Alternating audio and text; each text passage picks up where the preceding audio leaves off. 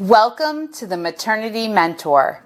Today we will be talking about helping your baby fall asleep and stay asleep so you can finally get some rest. Stay with us.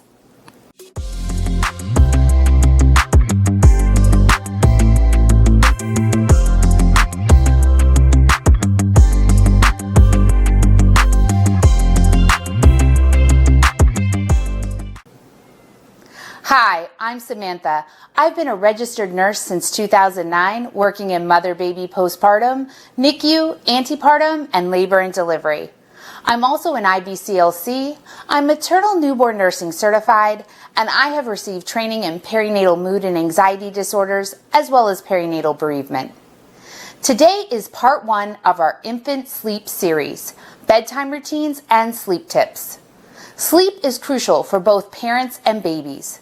Without proper rest, your baby's growth and development can be affected, not to mention how exhausted you feel without a proper night's rest. So grab a cup of coffee and let's explore why bedtime routines are so important and how to get them started. Babies aren't born knowing how to sleep. Add to that newborn sleep cycles are frequent and short. Most sleep cycles will last 45 minutes before baby is waking up again. This is where a bedtime routine comes in. Bedtime routines train our body and mind to anticipate sleep and get ready for it. Establishing a successful routine in child can set us up for a lifetime of sleep success. One of the most important signals for the human brain to determine it's time for sleep is the reduction of light as the sun goes down. Our brains associate light with wake and dark with sleep. This is an association you want to teach to your baby early on.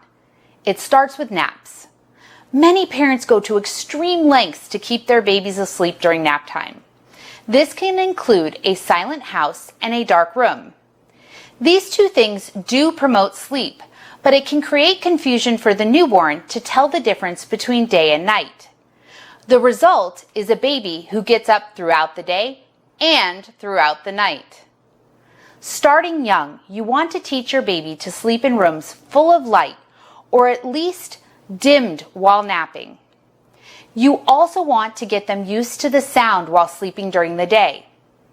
At first, your baby will have to get used to this. Since newborns like to sleep a lot, it's usually pretty easy, especially if you start from day 1. The result is a baby's brain associating daytime with light and activity. At night, calming the environment down with dark rooms and quiet sounds like white noise teaches your baby it's time for sleep, which is a big step towards sleep success. Finally, make sure to bump the temperature in your house down a few degrees at night. Humans sleep better when the ambient temperature is slightly cooler. This is because as the sun sets, the earth gets cooler. Another signal that it's time for bed. As with any bedtime routine or sleep schedule, you need to know what time the right time is to start. If you put your baby down an hour before they are ready to sleep, you will be fighting with them for an hour. Keep a sleep log for a week.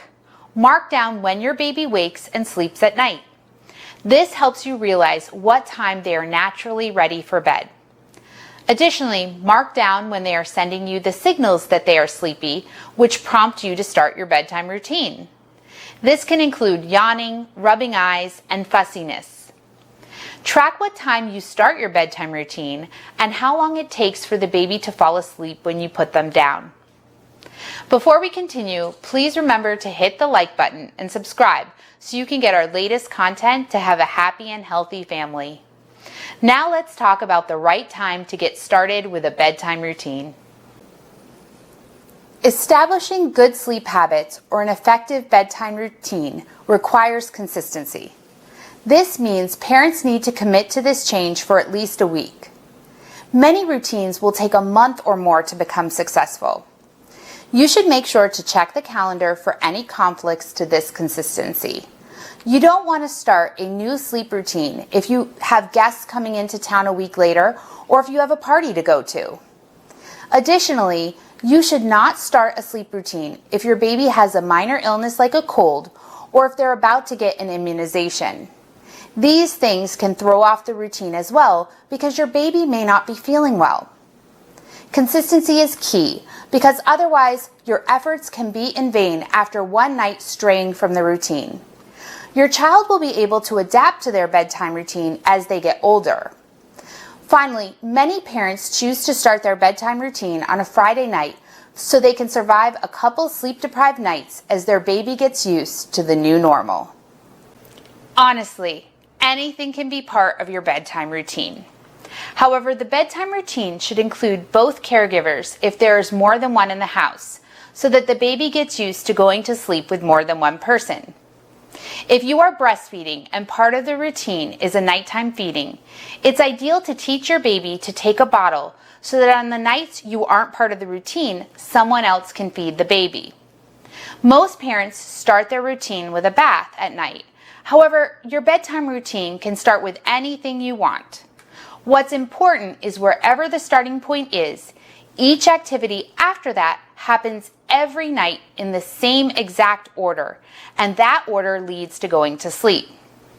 An example of this could be dinner, bath, pajamas, singing, story time, last feeding, and then bed. It's ideal to start with the steps that have the most activity and then progressively become more and more relaxing.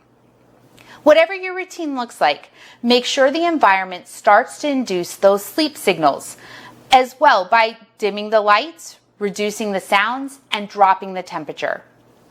The most important part of this routine is at the end, place your baby in bed awake. Many parents are concerned about how to successfully get their babies to sleep if they are leaving them awake in their bed. Babies are capable of self-soothing, but they need to practice this skill. A baby that successfully learns to self-soothe becomes a child that can also self-soothe. The result is a better sleeper. However, this doesn't happen from the first night. Babies who are drowsy and ready for bed when they are put in the crib may still cry a bit. Fussiness or crying is a part of the process.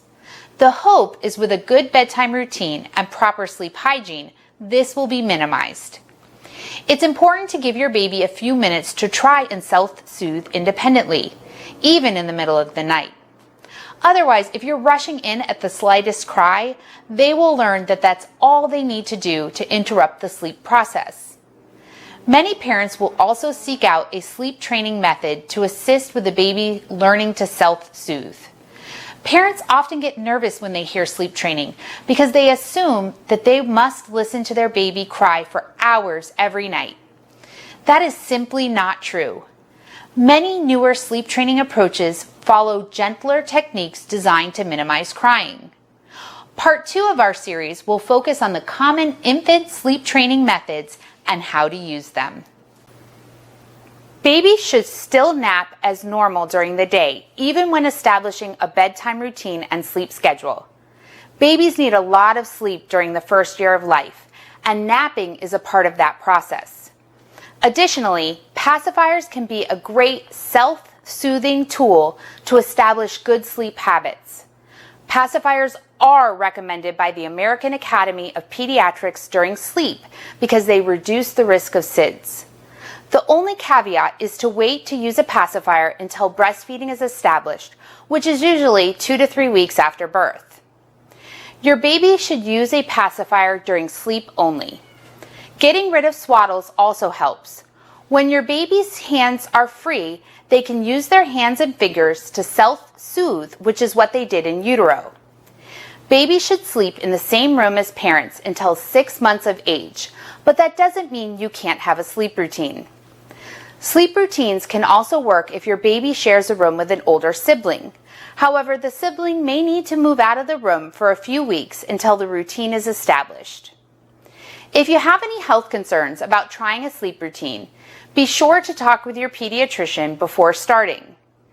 If your baby is throwing up, coughing, or snoring at night, you need to see your pediatrician so they can examine your baby and discuss any additional steps that need to be taken. No matter whether you choose to sleep train or not, it's extremely important to make sure your baby is safe while sleeping. This helps reduce the risk of SIDS or sudden infant death syndrome. Unfortunately, the cause of SIDS remains unknown, but studies have shown that safe sleep practices dramatically reduces a baby's risk of SIDS. The American Academy of Pediatrics, or APA, recommends all parents use the following practices when placing their baby to bed. Place your baby to sleep on their back every time they sleep, including naps. Many parents of older babies will say, "But she rolls on her stomach." That's okay. Once a baby can roll onto their stomach or side independently, they are safe to sleep in that position, but they should be adjusting themselves. Always place your baby to sleep on their back. Make sure the crib mattress is firm, and when possible, replace the mattress for each baby you have. There should be no loose, soft items in the crib. This includes blankets, pillows, stuffed animals, sleep positioners, bumpers, burp cloths, mittens, hats, and any other items made of a soft material that a baby might choke on. Make sure your baby doesn't get too hot, because overheating is a real risk for babies. If you prefer your house to be warm at night, your baby should only need to sleep in a regular sleeper for bedtime. If you prefer your house cooler, place the baby in a warmer sleeper, possibly with a onesie and socks underneath it. Babies should never be placed to sleep with hat, mittens, or blanket, because these are not only increase the risk of overheating, which has been linked to SIDS, but also provide choking hazards and suffocation hazards. Remember to use a pacifier. Now, if you're not in favor of using a pacifier, consider it for sleep only and don't use it anytime your baby is awake. Share a room with your baby until they are 6 months of age, but bed sharing or co-sleeping should be avoided due to risks of suffocation. You should avoid using drugs, alcohol, and tobacco products. Many parents think if they smoke outside the house, this eliminates the exposure to the baby. Third-hand smoke exposure is when infants are exposed to toxic chemicals from tobacco through their caregiver's clothing. Even small amounts of toxic exposure increases your baby's risk for SIDS and other serious health conditions. Talk with your healthcare provider about finding options to help you quit smoking, not only for your health, but the health of your baby. Finally, the APA recommends all babies receive their childhood vaccines to reduce the risk of SIDS. Sleep is crucial to newborn development and parental mental health and satisfaction. Utilizing a good bedtime routine and proper sleep hygiene can assist your baby to become a good sleeper at night, not just now, but long into the future. I hope this has explained why a bedtime routine is so important and how to get started. Remember to tune in to part 2 of our sleep series, where we explore the top sleep training techniques and how to use them. Please share your comments and let us know what topics you would like to hear more about. If you like this content, please remember to hit that like button and subscribe so you can be the first to receive this information. Remember to share this channel with your friends and family, and follow us on Facebook, Instagram, and Twitter for additional content. We will link those in the description below. Thank you so much for joining us at the Maternity Mentor.